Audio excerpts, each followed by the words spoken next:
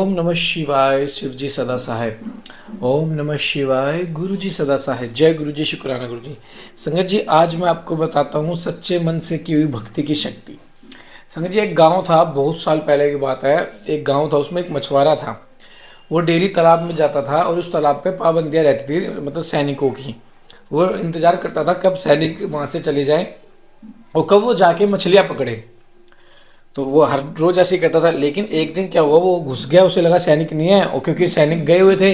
राजा उस दिन शिकार करने आने वाला था, अपने तालाब को देखने आने वाला था, क्योंकि वो तालाब राजा का उनकी रानी की याद में बनाया गया था। और उसमें अच्छी अच्छी मछलियाँ थी, और वो मछुआरा चोरी से पकड़ता था और ले जाता था, और डेली उन्हें बेच के अपना खाना पीना करता था उससे।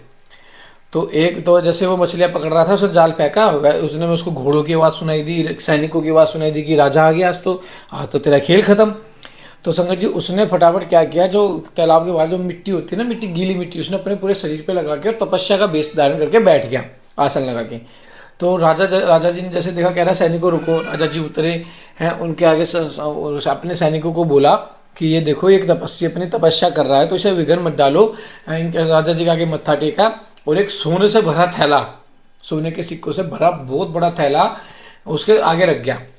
और वो थोड़े, और फिर राजा और अपने सैनिकों के साथ लौट गए। तो उन्होंने आँख खोल के देखा तो उसके सामने सोना ही सोना, सोना ही सोना। तो वो कह रहा, तो उन्होंने जब जाना, क्योंकि उससे पहले वो नास्तिक थे, चोरी चकारी धर्म करना उसमें उनका विश्वास था है, लेकिन उन्होंने जब 5 मिनट, मतलब अपने जीवन के 5 मिनट से 10 मिनट प्रभु का सिमरन में वो बैठे, आसन लगा के, मिट्टी लगा के उनको दिए, तो परमात्मा ने कितना दिया। तो उसने सोचा, जब मैं, परमात्मा ने मुझे सिर्फ 5 या 10 मिनट में इतना दे दिया, तो अगर मैं परमात्मा के लिए और वक्त निकालूंगा, परमात्मा का सिमरन करूंगा, भक्ति करूंगा, है, तो मेरे को कितना मिलेगा। तो उसके बाद वो बहुत प्रसिद्ध सिद्ध में से एक सिद्ध बने, महात्मा बने। उनको लोग लोग लोग दूर दूर से उनके दर्शन करने आते थे। सो संगत जी, जिंदगी में टर्निंग पॉइंट कब आ जाए, कैसे आ जाए, कुछ नहीं पता। परमात्मा का सच्चे दिल से शुक्राना करोगे, आत्मा से शुक्राना करोगे, परमात्मा विश्वास रखोगे गुरु जी पे, आपको भी वो सब कुछ मिलेगा। पाठ को जरूर सुने एंड तक, प्यारा सा कमेंट जरूर करें, ताकि हमें भी पता लगे कि कौन संगत डेली बेसिस पे सुन रही है। हम हर संगत का कमेंट चेक करते हैं, ऐसा कोई नहीं होता। कोई अगर संगत जी कमेंट करती है, हम ऐसा नहीं हो सकता कि हम उसे चेक ना करें। तो संगत जी, हम हर संगत का कमेंट चेक करते हैं, तो चैनल को सब्सक्राइब जरूर कर लें, प्यारा सा कमेंट जरूर कर लें, और पाठ की सेवा को व्यर्थ ना जाने दें, इनका लाभ उठाएं। जय गुरु जी। वाराणसी तथा विश्वेश्वर का महात्म्य। सूत जी कहते हैं कि मुनीश्वरों में संक्षेप से ही वाराणसी तथा विश्वेश्वर के परम सुंदर महात्म्य का वर्णन करता हूँ। सुनो, एक समय की बात है कि पार्वती देवी ने लोकहित की कामना से बड़ी प्रसन्नता के साथ भगवान शिव से अविमुक्त क्षेत्र और अविमुक्त लिंग का महात्म्य पूछा। तब परमेश्वर शिव ने कहा कि यह वाराणसी पूरी सदा के लिए मेरा गुहतम क्षेत्र है और सभी जीवों की मुक्ति का सर्वथा हेतु है। इस क्षेत्र में सिद्धगण सदा मेरे व्रत का आश्रय ले नाना प्रकार के वेश धारण किए मेरे लोक को पाने की इच्छा रखकर जितात्मा और जितेंद्रियों और नित्य महायोग का अभ्यास करते हैं। उस उत्तम महायोग का नाम है पाशुपत योग। उसका श्रुतियों द्वारा प्रतिपादन हुआ है। वह भोग और मोक्ष रूप फल प्रदान करने वाला है। महेश्वरी वाराणसीपुरी में निवास करना मुझे सदा ही अच्छा लगता है, जिस कारण से मैं सब कुछ छोड़कर काशी में रहता हूँ उसे बताता हूँ, सुनो। जो मेरा भक्त था, मेरे तत्व का ज्ञानी है, वे दोनों अवश्य ही मोक्ष के भागी होते हैं। उनके लिए तीर्थ की अपेक्षा नहीं है। विहित और अविहित दोनों प्रकार के कर्म उनके लिए समान है। उन्हें जीवन मुक्त ही समझना चाहिए। वे दोनों कहीं भी मरे तुरंत ही मोक्ष प्राप्त कर लेते हैं। यह मैंने निश्चित बात कही है। सर्वोत्तम शक्ति देवी उनमें इस पर उत्तम अविभक्त तीर्थ में जो विशेष बात है उसे तुम मन लगाकर सुनो। सभी वर्ण और समस्त आश्रमों के लोग, चाहे वे बालक, जवान या बूढ़े कोई भी क्यों न हो, यदि इस पुरी में मर जाए तो मुक्त हो ही जाते हैं। इस संशय नहीं है। स्त्री अपवित्र हो या पवित्र, कुमारी हो या विवाहिता, विधवा हो या वंध्या, रजसवला, प्रसूता, संस्कारहीना अथवा जैसी तैसी करनी ही क्यों न हो, यदि इस नक्षत्र में मरी हो तो अवश्य मोक्ष की भागिनी होती है, इसमें संदेह नहीं है। सब सवेदज, अंडज, उद्भिज अथवा जरायुध प्राणी जैसे यहाँ मरने पर मोक्ष पाता है, वैसे और कहीं नहीं पाता। देवी, यहाँ मरने वाले के लिए न ज्ञान की अपेक्षा है, न भक्ति की, न कर्म की आवश्यकता है, न दान की, न कभी संस्कृति की अपेक्षा है, न धर्म की है। यहाँ नाम कीर्तन पूजन तथा उत्तम जाति की अपेक्षा नहीं होती। जो मनुष्य मेरे इस मोक्षदायक क्षेत्र में निवास करता है, वह चाहे जैसे मरे उसके लिए मोक्ष की प्राप्ति यह दिव्य पुर गुह से भी गुहतर है। ब्रह्मा आदि देवता भी इसके महात्मा को नहीं जानते, इसलिए यह मान नक्षत्र अविमुक्त नाम से प्रसिद्ध है। क्योंकि नैमिष आदि सभी तीर्थों से यह श्रेष्ठ है। यह मरने पर अवश्य मोक्ष देने वाला है। धर्म का सार सत्य है, मोक्ष का सार समता है तथा समस्त अक्षेत्रों एवं तीर्थों का सार यह अविमुक्त तीर्थ है। ऐसी विद्वानों की मान्यता है। इच्छा अनुसार भोजन, शयन, क्रीड़ा तथा विविध कर्मों का अनुष्ठान करता हुआ भी मनुष्य यदि इस अविमुक्त तीर्थ में प्राणों का परित्याग करता है तो उसे मोक्ष मिल जाता है। जिसका चित्त विषयों में आसक्त है और जिसने धर्म की रुचि त्याग दी है, वह भी यदि इस क्षेत्र में मृत्यु को प्राप्त होता है तो पुनः संसार बंधन में नहीं पड़ता। फिर तो जो ममता से रहित, धीर, सत्वगुणी, दम्भहीन, कर्म कुशल और कृतापन के अभिमान से रहित होने के कारण किसी भी कर्म का आरंभ न करने वाले हैं, उनकी तो बात ही क्या है, वे सब मुझ में ही स्थित हैं। इस काशीपुरी में थे शिव भक्तों द्वारा अनेक शिवलिंग स्थापित किए गए हैं। पार्वती वे संपूर्ण अभिष्टों को देने वाले और मोक्षदायक हैं। चारों दिशाओं में 5-5 कोस फैला हुआ यह क्षेत्र अविमुक्त कहा गया है। यह सब ओर से मोक्षदायक है। जीव को मृत्यु काल में यह क्षेत्र उपलब्ध हो जाए तो उसे अवश्य मोक्ष की प्राप्ति होती है। यदि निष्पाप मनुष्य काशी में मरे तो उसका तत्काल मोक्ष हो जाता है, और जो पापी मनुष्य मरता है वह कायवह्यों को प्राप्त होता है। इससे पहले यातना का अनुभव करके ही पीछे मोक्ष की प्राप्ति होती है। सुंदरी, जो इस अविमुक्त क्षेत्र में पातक करता है वह हजारों वर्षों तक भैरवी यातना पाकर पाप का फल भोगने के पश्चात ही मोक्ष पाता है। 7 कोटि कल्पों में भी अपने किए हुए कर्म का क्षय नहीं होता। जीव को अपने द्वारा किए गए शुभ अशुभ कर्म का फल अवश्य ही भोगना पड़ता है। केवल अशुभ कर्म नरक देने वाला होता है, केवल शुभ कर्म स्वर्ग की प्राप्ति कराने वाला होता है। अतः शुभ और अशुभ दोनों कर्मों से मनुष्य योनि की प्राप्ति बताई गई है। अशुभ कर्म की कमी और शुभ कर्म की अधिकता होने पर उत्तम जन्म प्राप्त होता है। शुभ कर्म की कमी और अशुभ कर्म की अधिकता होने पर अधम जन्म की प्राप्ति होती है। पार्वती, जब शुभ और अशुभ दोनों ही कर्मों का अक्षय हो जाता है तभी जीव को सच्चा मोक्ष प्राप्त होता है। यदि किसी ने पूर्व जन्म में आदर पूर्वक काशी का दर्शन किया है तभी उसे इस जन्म में काशी में पहुंचकर मृत्यु की प्राप्ति होती है। जो मनुष्य काशी जाकर गंगा में स्नान करता है उसके क्रियमान और संचित कर्म का नाश हो जाता है, परंतु प्रारब्ध कर्म भोगे में नष्ट नहीं होता, यह निश्चित बात है। जिसकी काशी में मुक्ति हो जाती है उसके प्रारब्ध कर्म भी अक्षय हो जाता है। प्रिय, जिसने एक ब्राह्मण को भी काशी वास करवाया है वह स्वयं भी काशी वास का अवसर पाकर मोक्ष लाभ करता है। सूत जी कहते हैं, मुनिवरों, इस तरह काशी का तथा विश्वेश्वर लिंग का प्रचुर महात्म्य बताया गया है, जो सत्पुरुषों को मोक्ष और भोग प्रदान करने वाला है। इसके बाद मैं त्र्यंबक नामक ज्योतिर्लिंग का महात्म्य बताऊंगा। इसे सुनकर मनुष्य क्षण भर में समस्त पापों से मुक्त हो जाता है। त्र्यंबकम ज्योतिर्लिंग के प्रसंग में महर्षि गौतम के द्वारा किए गए परोपकार की कथा, उनके तप के प्रभाव से अक्षय जल प्राप्त करके ऋषियों की अनावृष्टि के कष्ट से रक्षा करना, ऋषियों का छल पूर्वक उन्हें गौ हत्या में फंसाकर आश्रम से निकालना और शुद्धि का उपाय बताना। सूत जी कहते हैं कि मुनिवरों, सुनो, मैंने सदगुरु व्यास जी के मुख से जैसी सुनी है उसी रूप में एक पाप नाशक कथा तुम्हें सुना रहा हूँ। पूर्व काल की बात है। गौतम नाम से विख्यात एक श्रेष्ठ ऋषि रहते हैं जिनकी परम धार्मिक पत्नी का नाम अहल्या था। दक्षिण दिशा में जो ब्रह्मगिरी है वही उन्होंने 10,000 वर्षों तक तपस्या की थी। उत्तम व्रत का पालन करने वाली महर्षियों, एक समय वहाँ 100 वर्षों तक बड़ा भयानक अवर्षण होगा। सब लोग महान दुख में पड़ गए। इस बोतल पर कहीं गीला पत्ता भी नहीं दिखाई देता था। फिर जीवों का आधारभूत जल कहाँ से दृष्टिगोचर होता। उस समय मुनि, मनुष्य, पशु, पक्षी और मृग सब वहाँ से 10 दिशाओं को चले गए। तब गौतम ऋषि ने 6 महीने तक तप करके वरुण को प्रसन्न किया। वरुण ने प्रकट होकर वर मांगने को कहा। ऋषि ने वृष्टि के लिए प्रार्थना की। वरुण ने कहा कि देवताओं के लिए विधान के विरुद्ध वृष्टि न करके मैं तुम्हारी इच्छा के अनुसार तुम्हें सदा अक्षय रहने वाला जल देता हूँ। तुम एक गड्ढा तैयार करो।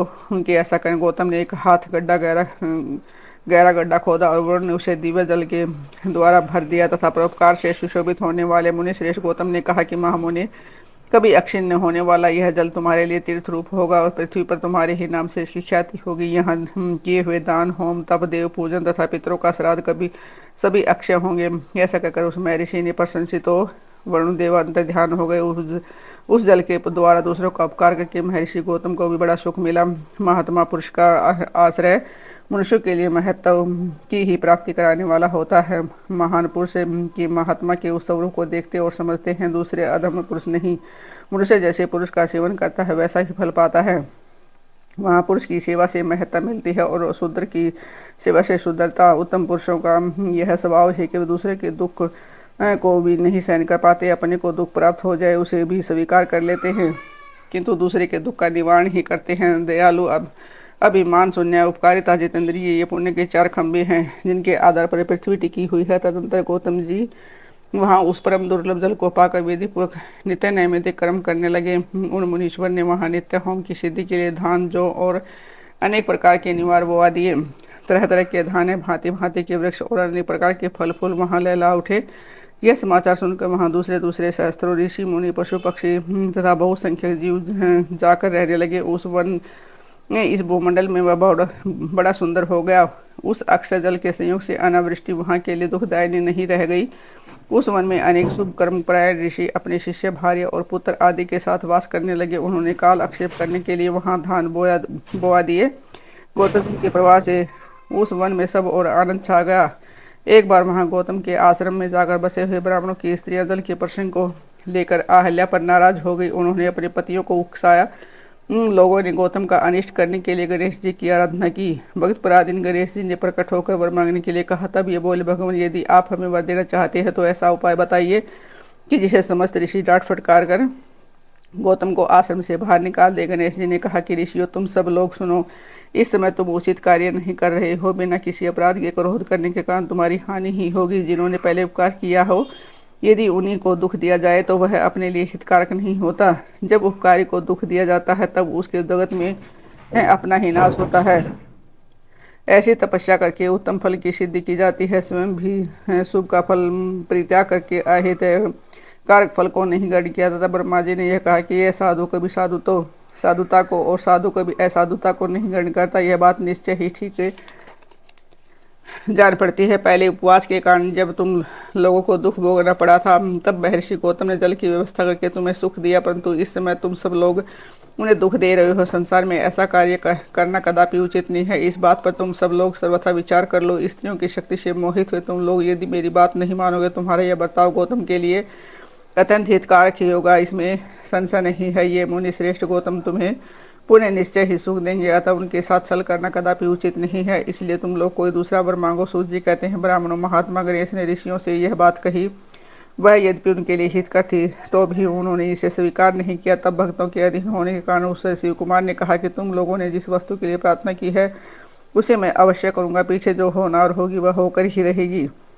ऐसा कहकर वे अंतर ध्यान हो गए मुनीश्वरों। उसके बाद उन दुष्ट ऋषियों के प्रभाव से तथा उन्हें प्राप्त हुए वर के कारण जो घटना घटित हुई उसे सुनो। वहाँ गौतम के खेत में जो धान और जौ थे, उनके पास गणेश जी एक दुर्बल गाय बनकर गए।